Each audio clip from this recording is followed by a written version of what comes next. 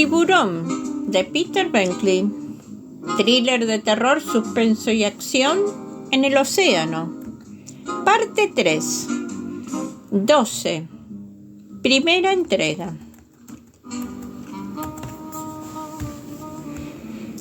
El segundo día de la persecución fue tan de calma chicha como el primero. Cuando salieron del muelle a las 6 de la mañana, soplaba una suave brisa del suroeste que prometía refrescar el día. El paso frente a la punta de Montauk fue agitado, pero hacia las 10 la brisa había muerto y la embarcación estaba inmóvil en el mar cristalino como un vaso de papel en un charco. No había nubes, pero el sol era amortiguado por una espesa neblina. Mientras iba hacia el muelle, Brody escuchó por la radio que la polución en la ciudad de Nueva York había alcanzado un estado crítico. Algo acerca de una inversión del aire. La gente estaba cayendo enferma. Aquellos que ya estaban malos o eran muy viejos morían en algunos casos. Aquel día Brody se había vestido más sensatamente. Llevaba una camisa de manga corta y cuello alto, pantalones finos de algodón, calcetines blancos y zapatillas. Se había llevado un libro para pasar el tiempo, una novela policíaca sexy que le había prestado Hendrix y cuyo título era La Virgen Mortífera. Brody no quería tener que pasar el rato conversando, pues la conversación podría llevar a una repetición de la escena de ayer con Hooper. Le había molestado mucho y creía que también a Hooper. Hoy, apenas, sí se hablaron el uno al otro, dirigiendo la mayor parte de sus comentarios a Quint. Brody no se fiaba mucho de sus posibilidades de mostrarse educado con Hooper. Había observado que por la mañana Quint estaba en silencio, cerrado en sí mismo y reservado. Había que arrancarle las palabras, pero a medida que pasaba el día, iba tomando confianza y se tornaba más y más locuaz. Por ejemplo, mientras salían del muelle aquella mañana, Brody le había preguntado a Quint cómo sabía qué lugar elegir para esperar el pez. No, le había respondido Quint. ¿No lo sabe? Quint movió su cabeza de izquierda a derecha y luego al revés. Entonces, ¿cómo escoge un lugar? Escojo uno. ¿Y qué es lo que busca en él? Nada. ¿No se guía por la marea? Bueno, sí. ¿Importa si el agua es profunda o no? Algo. ¿Hasta qué punto? Por un instante, Brody pensó que Quint iba a rehusar contestarle. Miraba directamente frente a él, con la vista clavada en el horizonte. Luego dijo, como si efectuara un esfuerzo supremo: los peces grandes como ese probablemente no se metan en aguas poco profundas, pero uno nunca sabe. Brody se dio cuenta de que debía abandonar la conversación y dejar a Quint en paz, pero estaba interesado, así que le hizo otra pregunta. Si encontramos a ese pez o él nos encuentra a nosotros, habremos tenido mucha suerte, ¿no? Algo así. ¿Es como hallar una aguja en un pajar? No, no tanto. ¿Por qué no? Si la marea va bien, podemos hacer una mancha que se extienda 15 kilómetros o más al final del día. ¿Y no hubiera sido mejor si hubiéramos pasado la noche por aquí? ¿Para qué?, respondió Quint. Para seguir haciendo la mancha. Si la podemos extender 15 kilómetros en un día, podríamos llegar hasta más de 30 quedándonos toda la noche. Si la mancha se hace muy grande, no sirve de nada. ¿Por qué? se hace confusa. Si uno se queda aquí todo un mes, podría cubrir entero el maldito océano. Eso no tendría mucho sentido. Quint sonrió aparentemente ante la idea de una mancha de sebo cubriendo todo el océano. Brody lo dejó correr y se puso a leer La Virgen Mortífera. Hacia el mediodía, Quint se había abierto. Los sedales llevaban en la mancha más de 4 horas. Aunque nadie le había asignado específicamente aquella tarea, Hooper había tomado el caso de la carnaza tan pronto como empezaron a derivar, y ahora estaba sentado a popa, metiéndolo y virtiéndolo su contenido metódicamente. Hacia las 10, un pez había picado en el sedal de estribor, causando algunos segundos de excitación, pero resultó ser un bonito de 2 kilos que apenas si podía abrir la boca lo bastante como para tragarse el anzuelo. A las 10:30, un pequeño tiburón azul picó en el sedal de babor. Brody lo acercó recogiendo el hilo. Quint lo engarfió, le abrió la barriga y lo soltó. El tiburón mordisqueó débilmente algunos trozos de sí mismo y luego se hundió en las profundidades. No aparecieron otros tiburones a comérselo. Un poco después de las 11, Quint divisó la aserrada aleta dorsal de un pez espada acercándose a ellos por entre la mancha.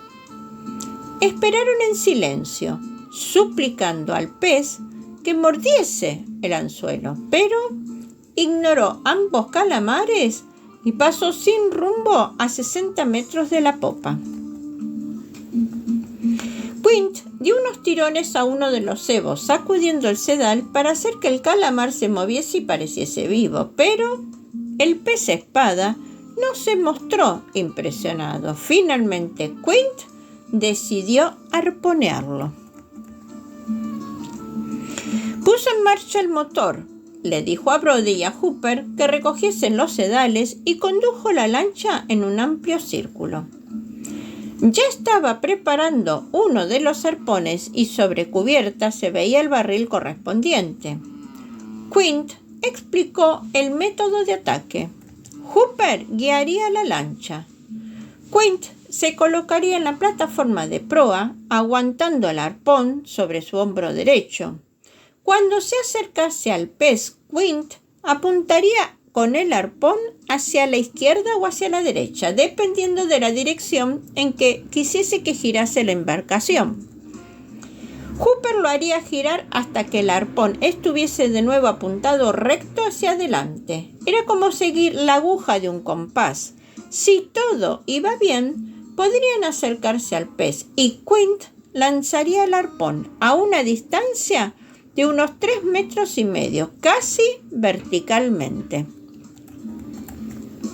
Brody estaría junto al barril, asegurándose de que el cable salía bien mientras el pez se hundía en las aguas. Todo fue bien hasta el último momento.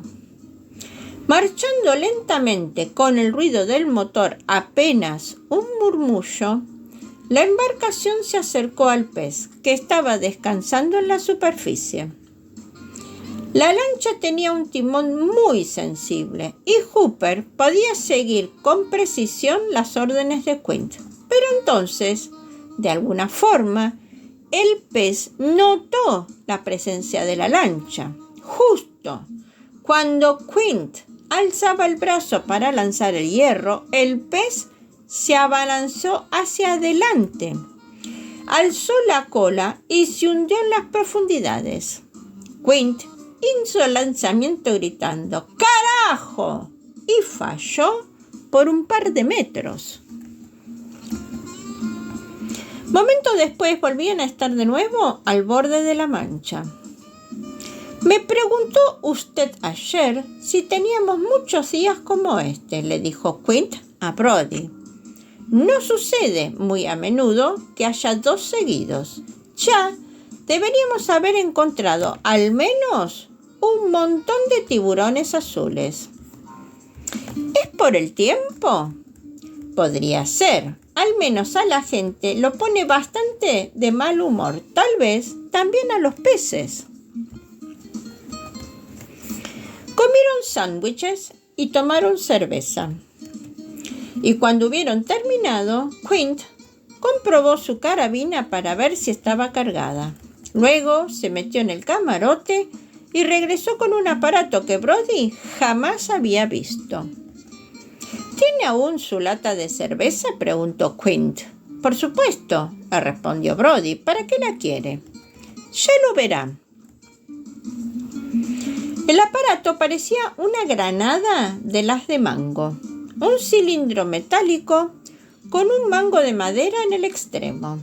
Quint metió la lata de cerveza en el cilindro, lo giró hasta que se oyó un clic y sacó un cartucho de Bruco calibre 22 del bolsillo de su camisa. Metió el cartucho en el pequeño agujero de la base del cilindro y luego giró el mango hasta que se oyó otro clic. Entregó el artefacto a Brody. ¿Ve esta palanquita de aquí?, indicó, señalando la parte superior del banco. Apunte este trasto al cielo y cuando se lo diga, apriete esa palanca. Quint tomó la M1, sacó el seguro, se llevó la carabina al hombro y dijo: ¡Ahora! Brody apretó la palanquita. Se oyó una detonación alta y fuerte. Hubo un leve retroceso y la lata de cerveza salió disparada hacia lo alto. Giraba sobre sí misma y a la brillante luz del sol lanzaba destellos como un fuego de artificio. En lo alto de su trayectoria, en el instante en que quedó colgada en el aire, Quint disparó. Apuntó bajo para alcanzar la lata mientras comenzaba a caer y le dio en la parte superior. Se oyó un fuerte bang y la lata fue lanzada hacia atrás hasta llegar al agua. No se hundió inmediatamente, sino que flotó oblicuamente, cabeceando en la superficie. ¿Quiere probar?, ofreció Quint. Ya lo creo, dijo Brody. Recuerde que debe tratar de apuntar a la lata justo en el momento en que llega arriba y luego seguirla un poco adelantado. Si trata de darla mientras sube o mientras baja, tendrá que adelantarse mucho y es bastante difícil. Si falla, baje un poco más, adelántela de nuevo y pruebe otra vez. Brody cambió el lanzador por la M1 y se situó junto a la borda. Tan pronto como Quint hubo vuelto a cargar el lanzador, Brody le gritó: ¡Ahora! Y Quint lanzó la lata. Brody disparó una vez. Nada. Lo intentó de nuevo, en la parte superior del arco. Nada. Y se adelantó demasiado mientras caía. Muchacho, no es difícil, ni nada. Bueno, cuesta un poco acostumbrarse, le explicó Quint. Mire, a ver si le puede dar ahora. La lata flotaba vertical en las tranquilas aguas, a 15 a 20 metros de la lancha. La mitad quedaba expuesta sobre la superficie. Brody apuntó, esta vez conscientemente un poco bajo, y tiró el gatillo. Hubo un plop metálico cuando la bala golpeó la lata en la línea de flotación y se hundió. «Hooper», preguntó Quint, «aún queda una lata y siempre podemos beber más cerveza». «No, gracias», negó Hooper. «¿Cuál es el problema?» «Ninguno, simplemente no quiero disparar». Quint sonrió. «Ah, le preocupan las latas en el mar. Desde luego, estamos tirando mucho latón al océano. Probablemente se oxida y se hunde hasta el fondo, suciándolo todo allá abajo». «No, no es eso», contestó Hooper, teniendo mucho cuidado en no picar en el anzuelo de Quint. No pasa nada, simplemente no tengo ganas. ¿Tiene miedo de las armas? ¿Miedo? No. ¿Alguna vez ha disparado con una? Brody se sentía fascinado al ver cómo Quint presionaba y cómo Hooper sufría, pero no sabía por qué lo estaba haciendo Quint. Tal vez se pusiese de mal humor cuando estaba aburrido y no pescaba nada. Hooper tampoco sabía por qué lo estaba haciendo Quint, pero no le gustaba. Le parecía como si estuviera preparado para darle un puñetazo. Naturalmente, contestó. He disparado antes. ¿Dónde? ¿En el servicio? No. ¿Yo hizo el servicio? No. Ya me parecía. ¿Qué diablos pretende insinuar con todo esto, Quint? Diablos, apostaría que incluso es usted virgen. Brody miró el rostro de Hooper para ver qué respondía y durante un instante sorprendió a Hooper mirándole a él. Luego Hooper apartó la vista y su rostro comenzó a enrojecer. ¿Qué es lo que quiere, Quint?, preguntó. ¿A dónde quiere llegar? Quint se recostó en su silla y sonrió. No quiero nada, explicó. Solo estoy intentando llevar a cabo una pequeña conversación amistosa para pasar el tiempo. ¿Le importaría darme su lata de cerveza cuando haya terminado? Quizá Brody le guste probar otra vez. No me importaría, le contestó Hooper, pero no me moleste más, ¿quiere? Durante la hora siguiente permanecieron en silencio. Brody dormitaba en la silla de pescar, con un sombrero cubriéndole la cara para protegerla del sol. Hooper estaba sentado a popa, echando carnaza y agitando ocasionalmente la cabeza para mantenerse despierto. Y Quint se hallaba sentado en el puente, contemplando la mancha y con su gorra del cuerpo de infantería de marina echada hacia atrás.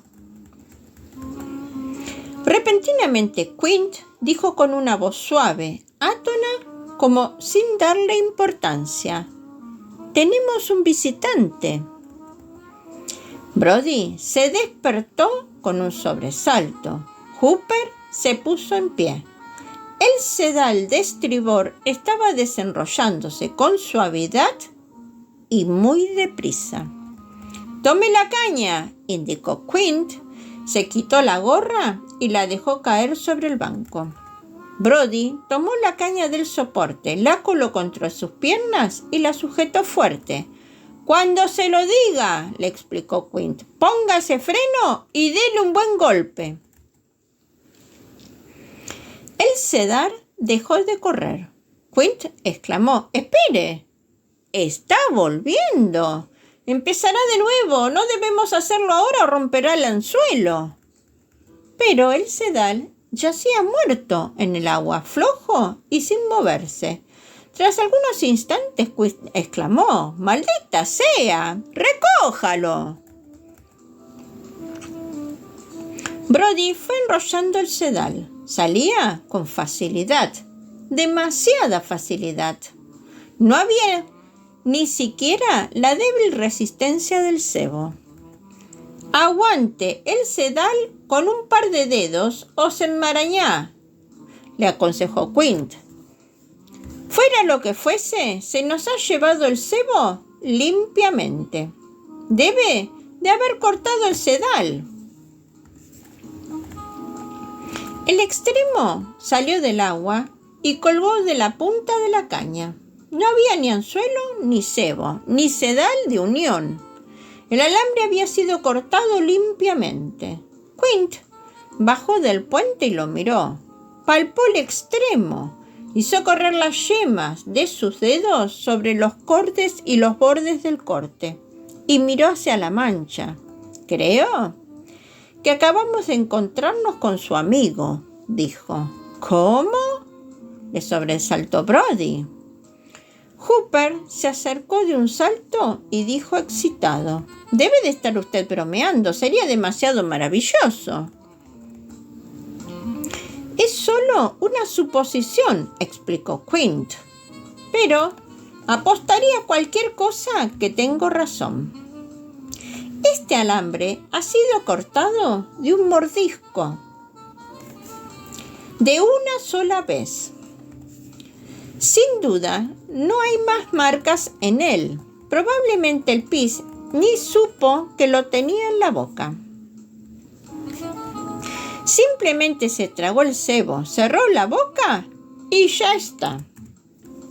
«Entonces, ¿qué hacemos ahora?», preguntó Brody. «Esperamos a ver si pica en el otro o si sale a la superficie. ¿Utilizamos el delfín?». «Cuando sepa que es él», replicó Quint, «cuando le dé una ojeada y vea que la bestia es lo bastante grande como para merecer la pena, entonces le daré el delfín. Esos peces son máquinas de comer basura y no quiero malgastar un cebo de primera en algún pequeñaje sin importancia». Esperaron. No hubo movimiento alguno en la superficie del agua. Ningún pez se zambulló. Ningún pez saltó. El único sonido era el plop líquido de la carnaza que Hooper echaba por la borda. Luego el sedal de babor comenzó a correr. «Déjelo en el soporte», indicó Quint. «No vale la pena prepararse si también va a cortar este». La adrenalina estaba circulando por el cuerpo de Brody. Estaba excitado y temeroso al mismo tiempo, asombrado al pensar en lo que estaba nadando bajo ellos, un ser cuya fuerza no podían imaginarse. Hooper se hallaba en pie junto al costado de babor, con la vista fija en el sedal que corría. El sedal se detuvo y cayó flojo. «¡Mierda!», exclamó Quint. «¡Lo ha vuelto a hacer!». Sacó la caña del soporte y comenzó a rebobinar. El trozo cortado fue subido a bordo y era exacto al otro. «Ah, le daremos otra oportunidad», dijo Quint, «y pondré una unidad más dura. Y no es que espere que se lo detenga, pero es el pez que me imagino».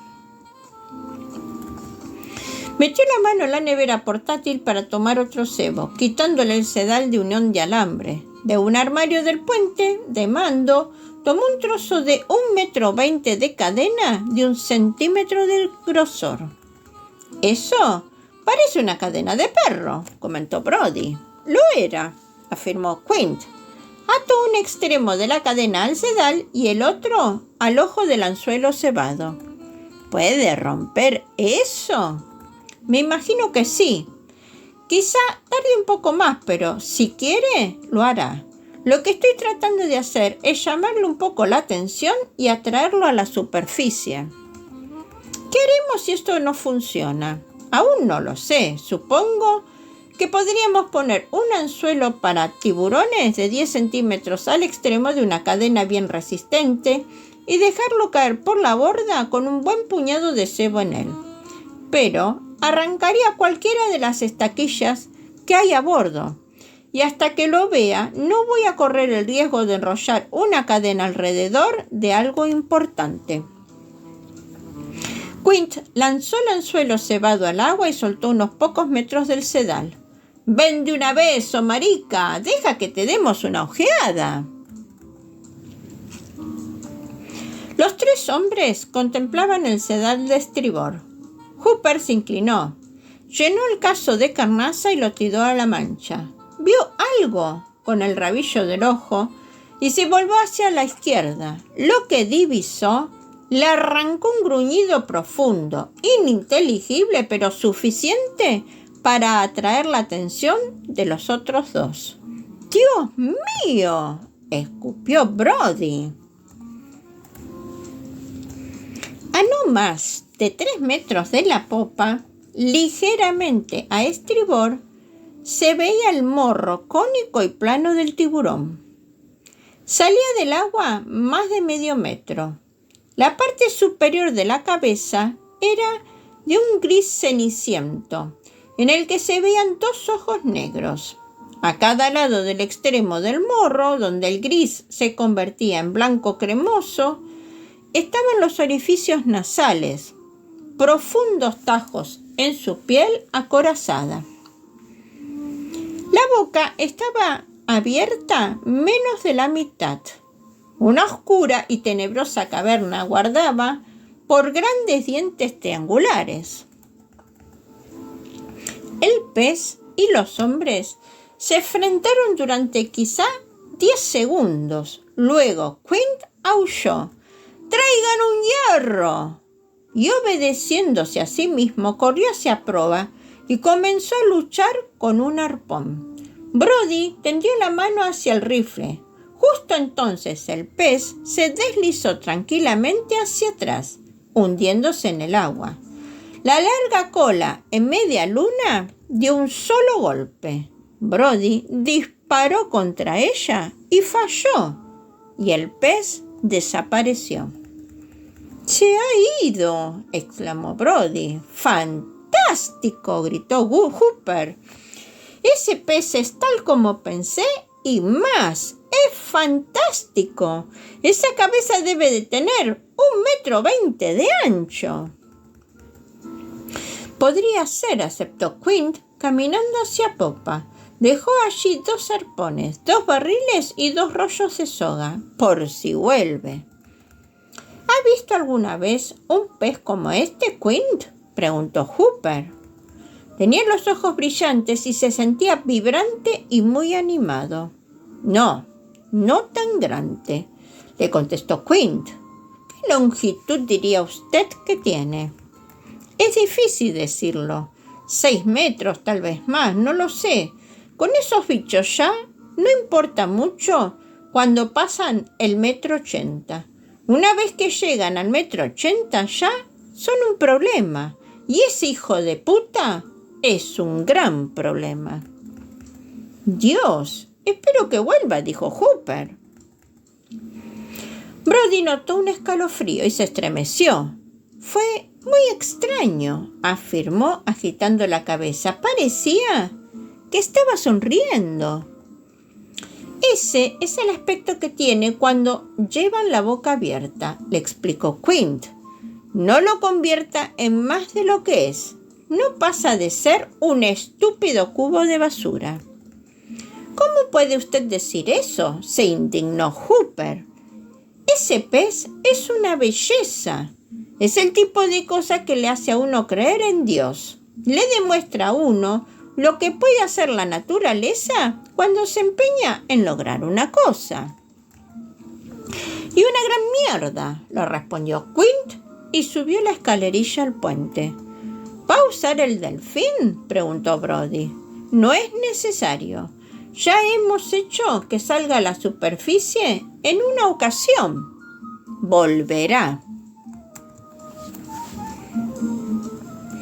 «Esto es verdad y no miento, como me lo contaron, te lo cuento».